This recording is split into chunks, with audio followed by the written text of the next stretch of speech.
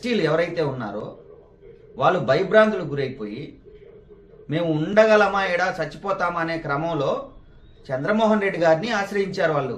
ఆ సంగతి మీకు తెలుసో తెలియదు, ఒకసారి పోయి అక్కడ పోయి ఆ ఎస్టీని అడగండి. ఆ రోజు ఏం జరిగింది, ఆ 4 రోజులు, ఆ 10 రోజులు, ఆ 20 రోజులు ఏం జరిగింది అని అడిగితే మీకు అక్కడ ప్రజలు చెప్తారు. వాళ్ళు ఆ క్రమంలో భయపడి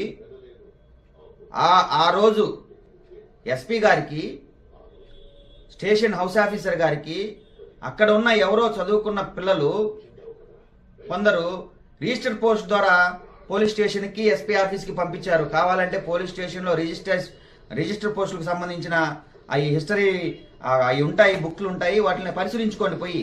అప్పట్లో రిజిస్టర్ పోస్టులు చేశారా చేయలేదు, కానీ అప్పుడు కేసులు కట్టలేదు. కానీ తెలుగుదేశం పార్టీ ప్రభుత్వం వచ్చిన తర్వాత అవి పెండింగ్లో ఉండడం